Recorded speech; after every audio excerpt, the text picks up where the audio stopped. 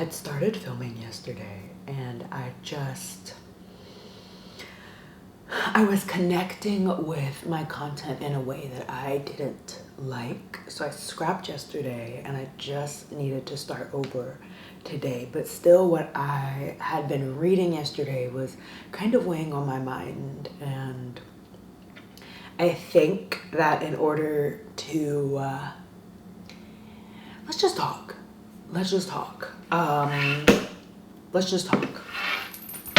I'm gonna work in order of what I have been reading, and that's what we're gonna talk about this morning before we head out. I've overslept,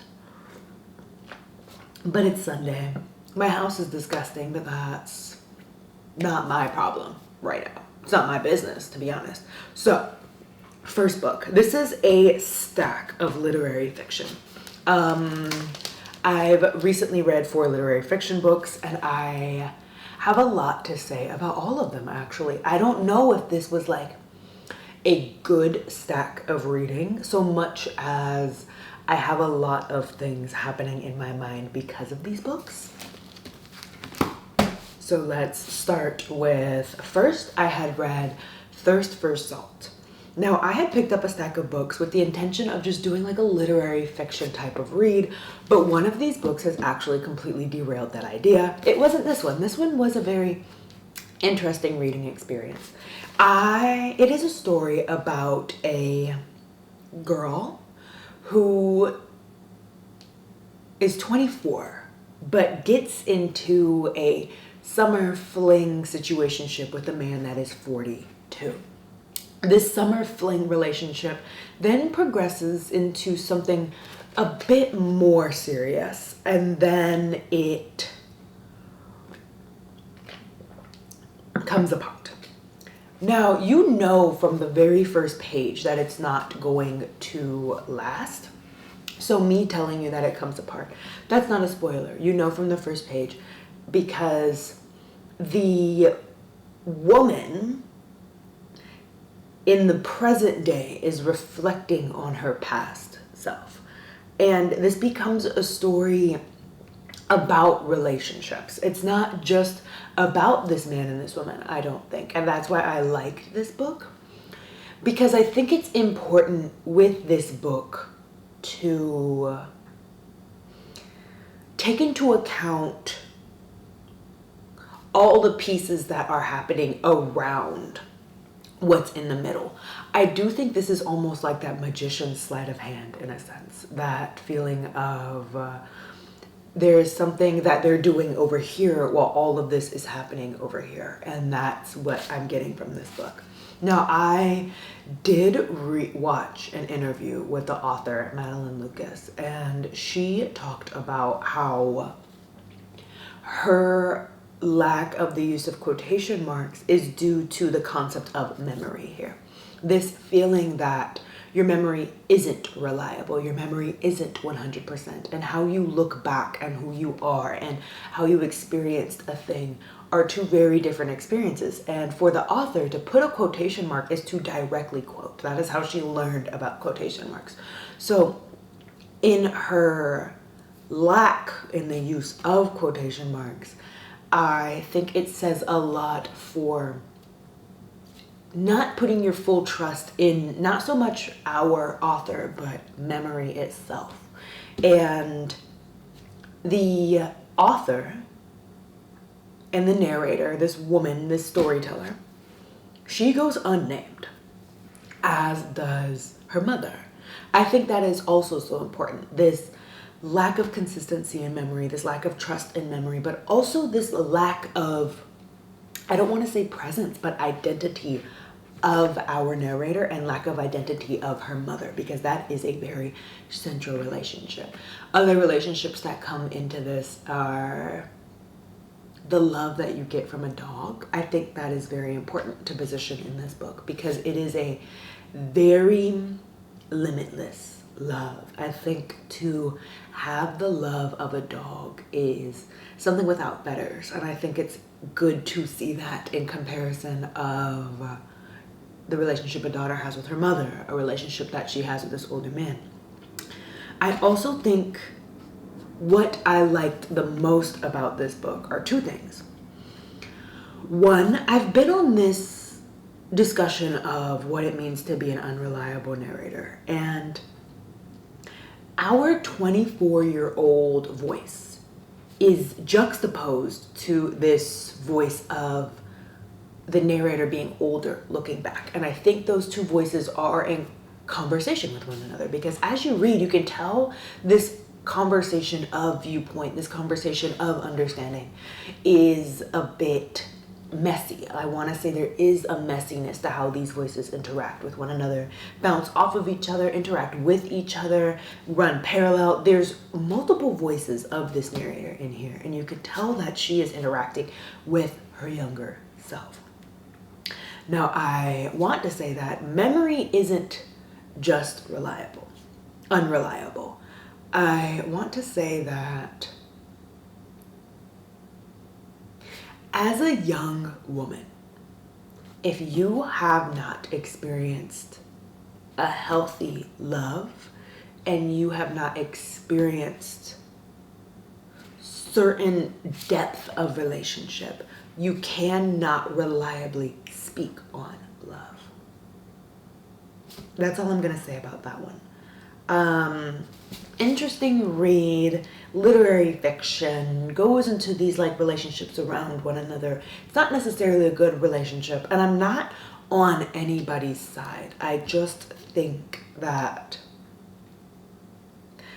you're not meant to focus on what's at the center, and the author herself did say that she wanted to play with this aspect of not trusting that younger voice almost.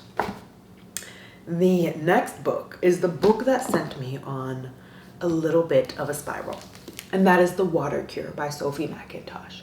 Now, this book was kind of, so a husband and wife take their daughters to this island and start what is essentially a cult. This cult bases its entire beliefs around the dirtied air and dirtied presence of the mainland and the dangerousness that is men, the evilness that is men.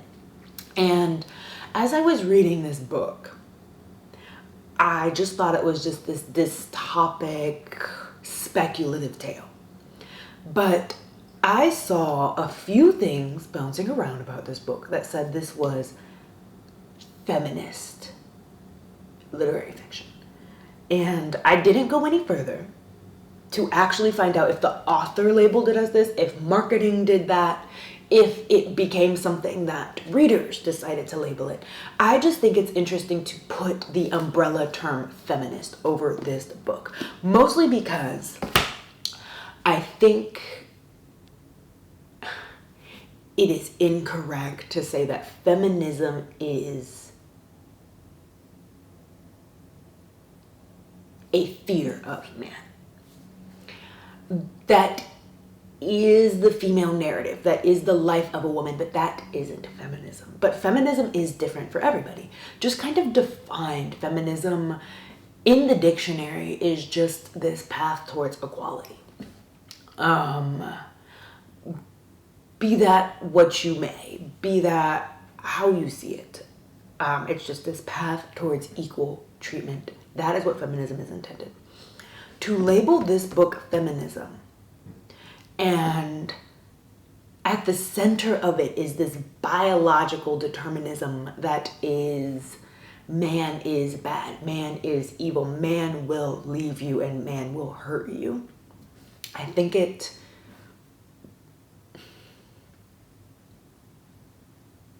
was a disconcerting read. I don't have words for it. It also, to be called a fable, to read this book and to put a lesson within it, because as you go through this book, so you have this husband and wife take their daughters to this island and start this sort of cult around purifying themselves, keeping themselves safe, staying away from men, not letting men come to them, not letting them be impurified by these men, right? Well, one of the daughters is pregnant.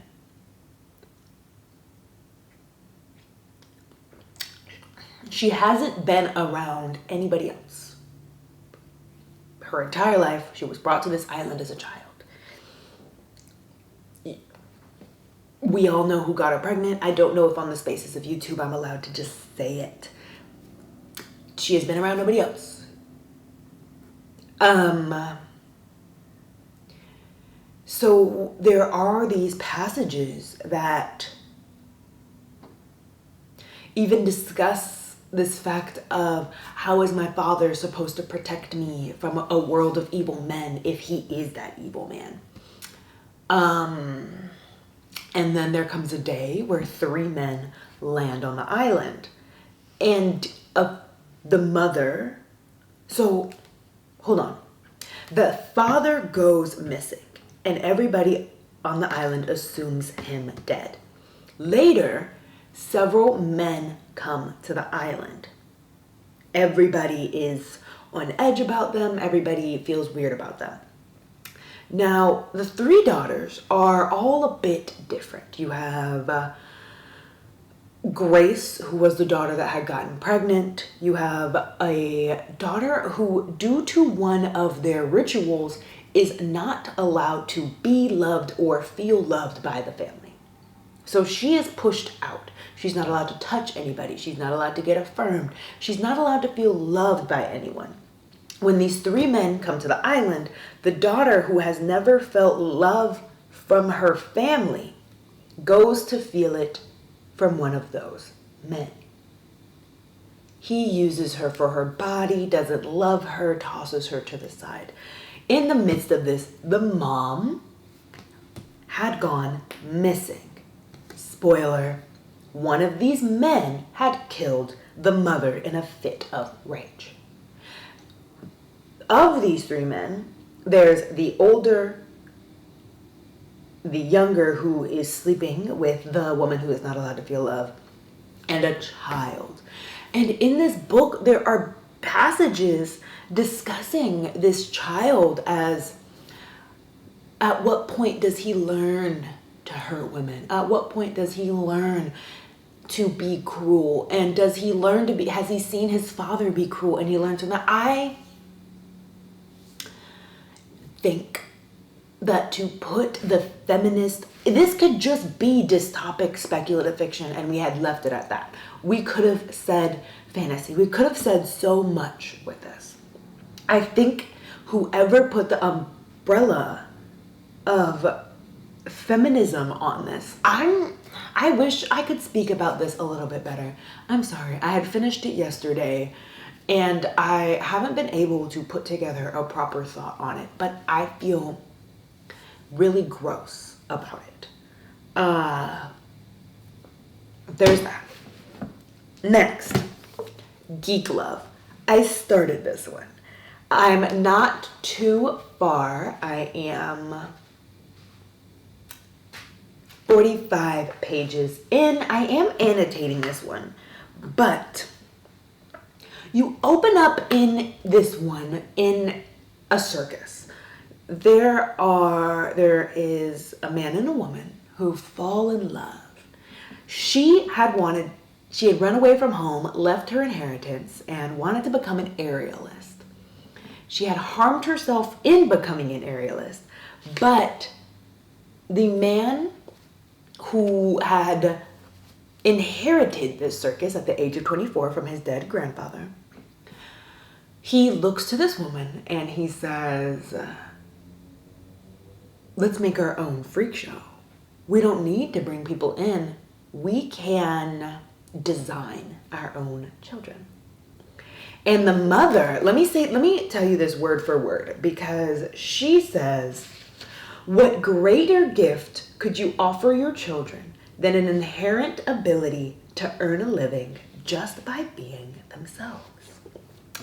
So they start creating these concoctions of arsenic, amphetamines, and cocaine to start creating freak show children. You get Arturo, who has flippers and swims in water. You get the Siamese twins who play the piano.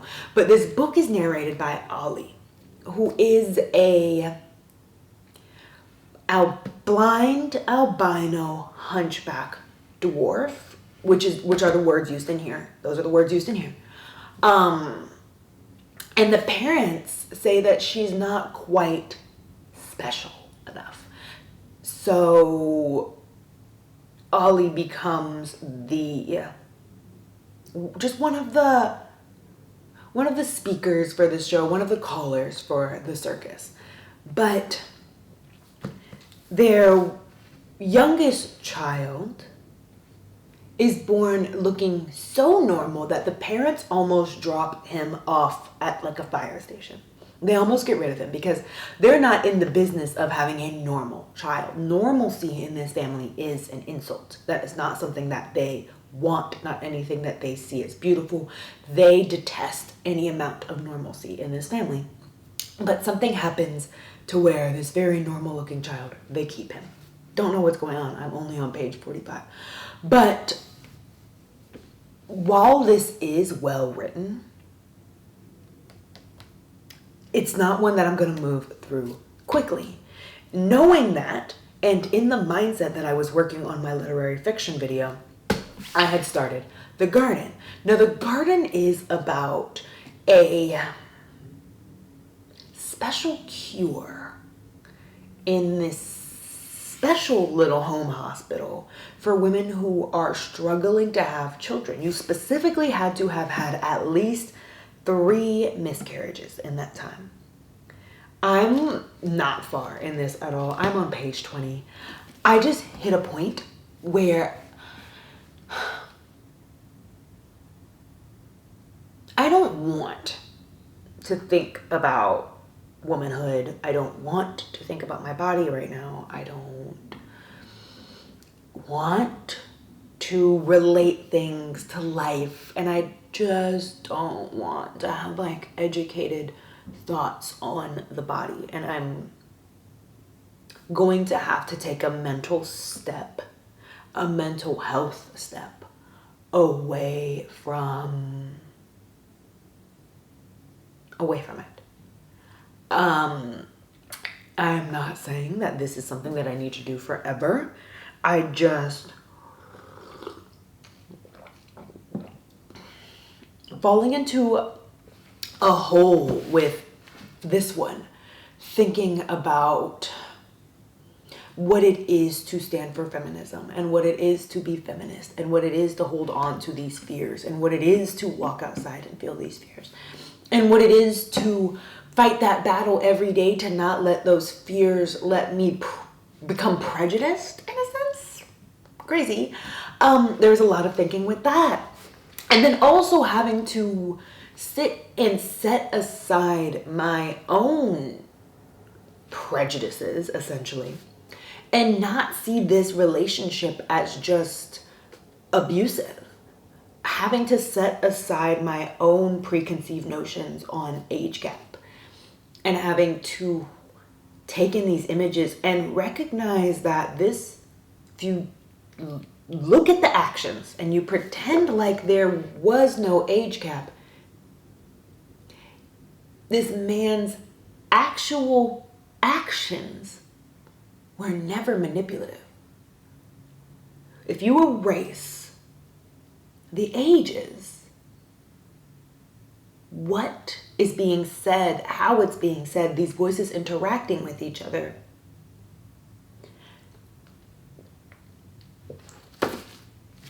and then to come to this and like to be thinking about normalcy existing in society and what it is to exist in difference and to have that difference put on display.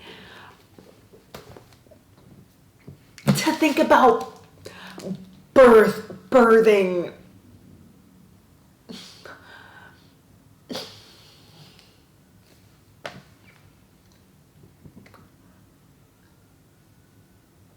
It's not this, for me,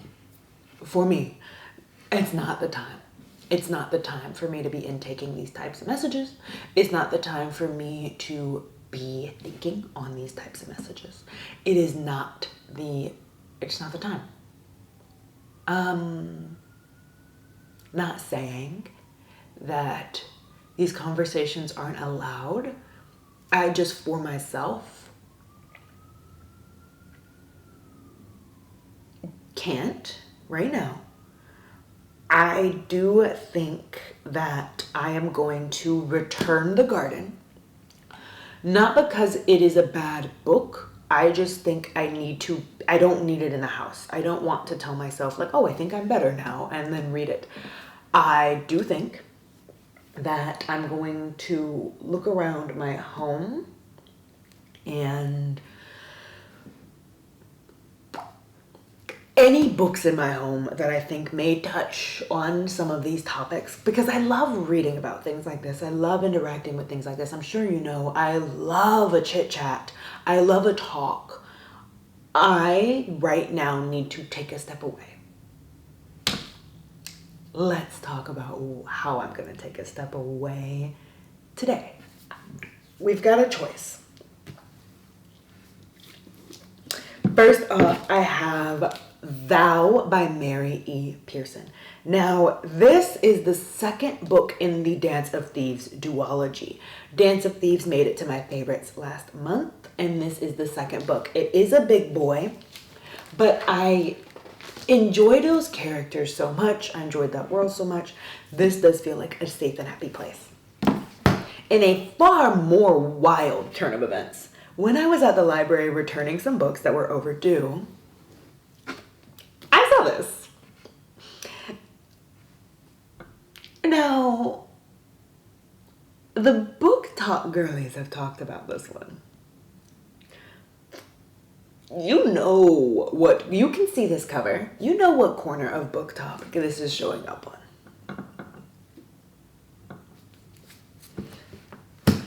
I do think I am going to step outside, get some fresh air. I was going to enjoy the indoors, clean up, get a bit of a reset. But I think what I need right now is some fresh air, some time. There is a stationery store that I kind of want to check out. I'm curious about it. And that stationery store is on the way to my local bookshop. And there's some books that I need to buy. We'll talk about that when I get back home later. But taking a mental health step. Stepping away from some topics, stepping away from some reading. Nothing is wrong with that. I'm not saying that you can't be reading and we all can't be reading and we all shouldn't be having these discussions. I just, right now, in the week of, need to take a step back and nothing's wrong with that. I'll be back. The garden does seem really interesting.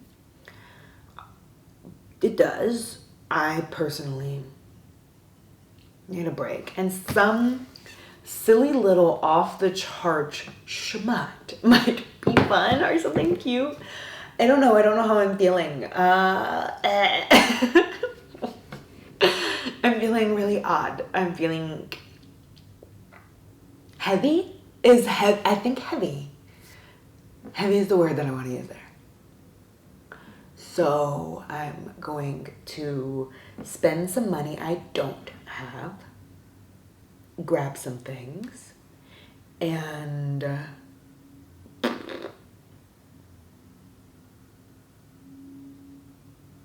don't know. Welcome to the vlog. We're only hanging out today. All my footage from yesterday was me just like screaming and questioning who I was. So hopefully we have a better day today. I want to go check out that stationery store, top of the list.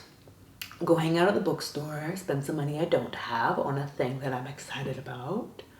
And then hopefully get back in time for a good long evening walk. I think a really long evening walk is what I need today. We might go get a sweet treat. Who knows? I had a sweet treat yesterday. This is a sweet treat kind of week. Mind your business. Let's go.